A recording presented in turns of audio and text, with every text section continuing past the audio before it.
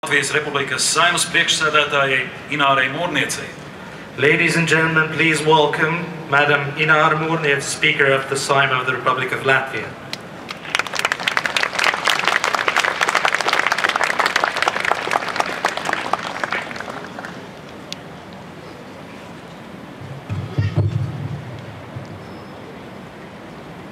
Augsti godātais valsts prezidenta kungs, godātie Saeimas deputāti, augstākās padomes deputāti, ekscelences, dāmas un kungi, godātie tautieši.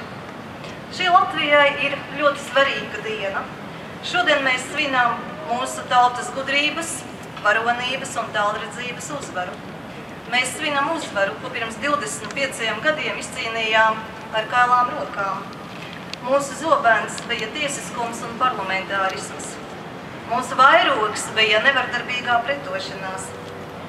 Pirms 25 gadiem šajā dienā Latvijas Republikas augstākā padome pieņēma konstitucionālo likumu par Latvijas Republikas valstisko statusu un de facto tika atjaunota neatkarīgas Latvijas valsts vara.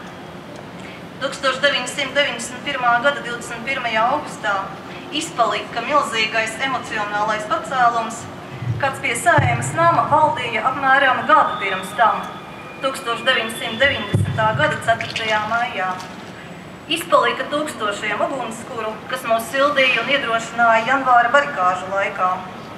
Reakcionārā puča pirmajā dienā, 19. augustā, Padomju Savienības Baltijas kara apgabala virspavēlniecība Latvijas amatpersonām piedraudēja, ja cilvēki izies ielās, tos samals ar tankiem. Tas bija ļoti biedējoši, tomēr tas mūs neapturēja. Par saviem ieročiem mēs izvēlējāmies tiesiskumu un parlamentārismu.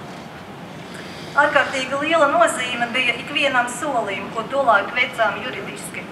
Gan balsojot par Latvijas Republikas neatkarības atjaunošanas deklarāciju 1990. gadā, gan tūlīt pēc tam veidojot jauno valdību, gan nepārtraukti gatavojot un pieņemot likumus un lēmumus, kam vajadzēja nostiprināt mūsu patstāvību.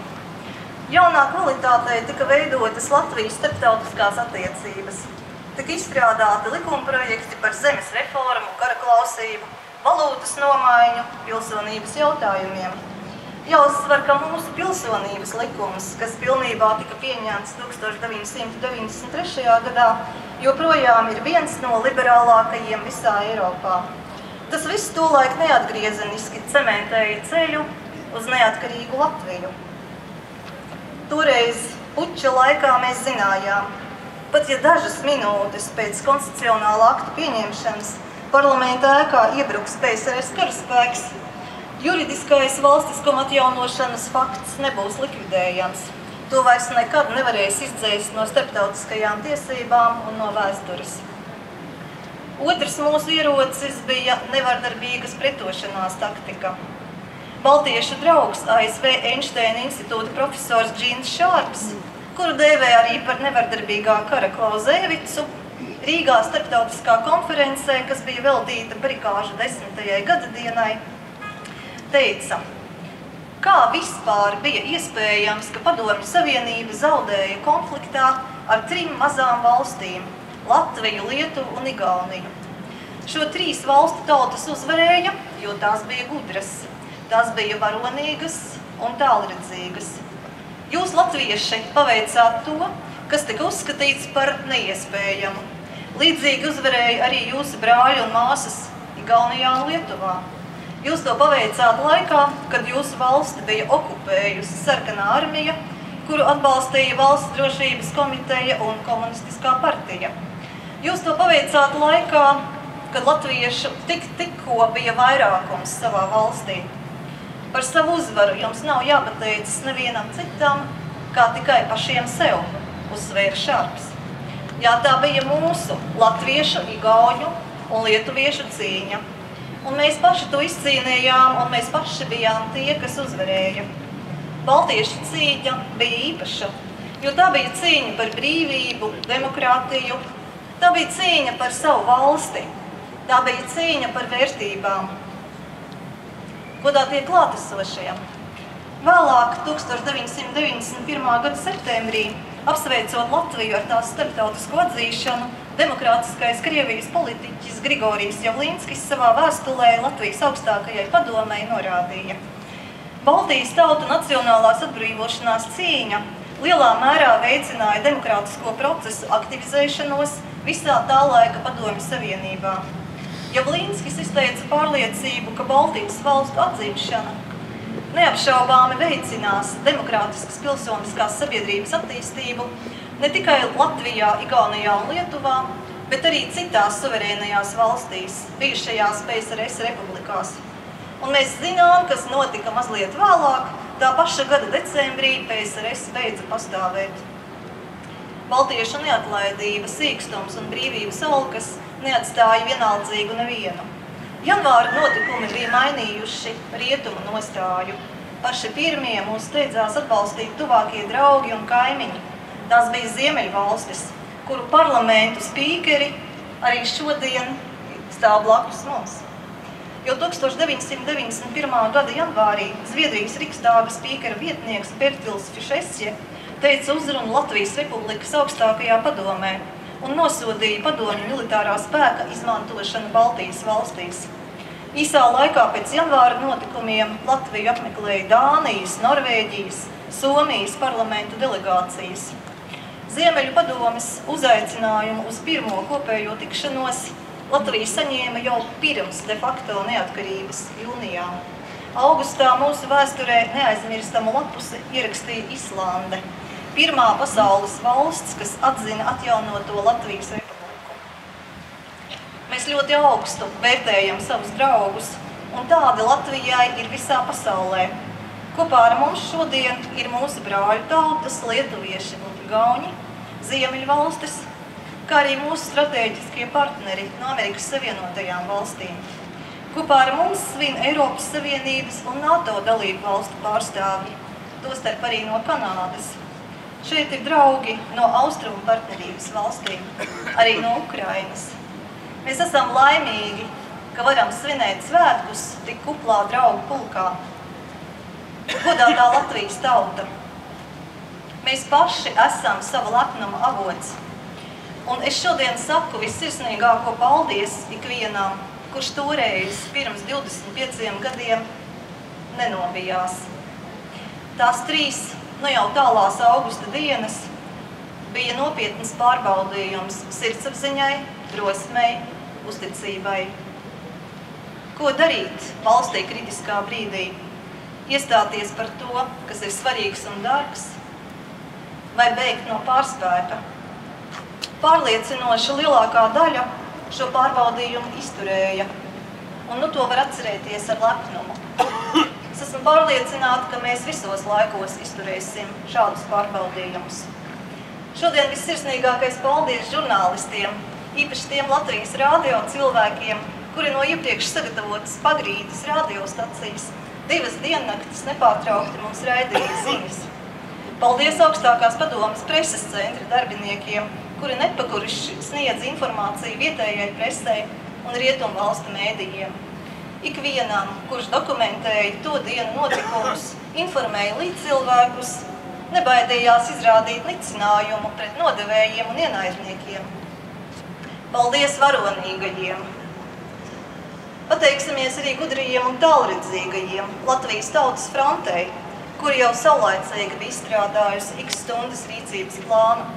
Arī augstākās padomes darbiniekiem, kuri pašaizliedzīgi nodrošināja likumdošanas darbu. Lai šodien no jauna izskan paldies augstākās padomes deputātiem. Paldies jums par to, ka nenobijāties un pieņēmāt likumu brīdī, kad Doma laukumā bija bruņu transportieri. Paldies mums visiem par valsti. Atcerēsimies šodien arī Latvijas Republikas neatkarības pretiniekus. Jūsu pretdarbība toreiz lika mums mobilizēties. Un mēs joprojām apzināmies, cik svarīgi ir pašiem rūpēties par valsts aizsardzību, turēt gatavībā zobenu un vairogu arī militārā izpratnē. Mums ir savi bruņotie spēki, mums ir uzticami NATO sabiedrotie. Īpaši šodien sveicu Latvijas zemesardzi, kur jau svin savu 25. gadu dienu. Mēs ar jums lepojamies. Mīļie tautieši, mums ikdienu sev jāuzdod sev jautājumus. Kas ir tas, ko savā labā, savas nākotnes labā un Latvijas labā varam izdarīt mēs paši? Tas, ko mūsu vietā nevar izdarīt neviens cits. Šobrīd mūsu augstākā stratēģija ir tie 3 uzdevumi, kas ietverti Satversmes preambulā. Nodrošināt latviešu nācijas pastāvēšanu cauri gadsimtiem, nodrošināt latviešu valodas un kultūras saglabāšanu un attīstību, nodrošināt katra cilvēka un visas tautas labklājību. Kā to paveikt? Ikviena valstiska darbība mums jāveic tā, lai cilvēki spētu skaidri saskatīt savu un savu bērnu dzīves perspektīvu. Skaidrs prioritātes palīdz sakārtot ikvienu dzīves jomu, arī politiski un ekonomiski. Mēs jau ļoti daudz ko šajā ziņā esam sasnieguši, daudz vairāk nekā spējām iedomāties pirms 25 gadiem. Mūsu varēšana ir liela un mūsu jauda kļūst arvien spēcīgāka, jo mūsu spēka avots ir drosme, izglītība, patriotisms. Tieši tādēļ īstais brīdis teikt latviešiem visā pasaulē, gribam tevi atpakaļ un veidot Latviju tādu, lai cilvēki gribētu šeit atgriezties. Šim laikam, kad gaidām Latvijas 100 gadi, jākļūst par jaunu virsotni mūsu valsts vēsturē, ar spēcīgāku valstiskumu izpratni, savu sakņu apzināšanos, stabilāku ekonomiku, lielāku sociālo drošību, un kopā mēs to sasniegsim. Ik viens būs pamanījis, cik daudz pēdējos gados Latvijā ir jauno ģimeņu ar bērnu ratiņiem. Mēs tās redzam, sastopam visur, pilsētu un novadu svētkos, Aglonas dievkalpojumā, pastaigā gar jūru, ikdienā uz ielas. Arvien biežāk ģimenēs aug vairāki bērni. Mums jānostiprina ģimene, tās vērtība un loma, jo šodien bērnu ratiņos vizinām tos, kuri vadīs mūsu valsti pēc 30, 40 gadiem, 21. gadsimta vidū. Mūsu misija tagad ir dot šiem mazuļiem labāko, ko spējam dot. Saknes un spārnus. Vērtības kā saknes un iespējas kā spārnus. Mums joprojām ir vajadzīga mūsu varonība, gudrība un tālredzība. Tā pati, kas mums bija, kad izcīnījām un 1918. gada 18. novembrī nodibinājām paši savu valsti, kas mums palīdzēja izturēt un izdzīvot 50 padomju okupācijas gadus. Tā pati varonība, gudrība un tālredzība, kas mums pirms 25 gadiem deva spēku atgūt savu neatkarību. Ar tautas varonību, gudrību un tālredzību Latvija pastāvēs cauri gadsimtiem. Saules mūža Latvijai. Dievs svētī Latviju!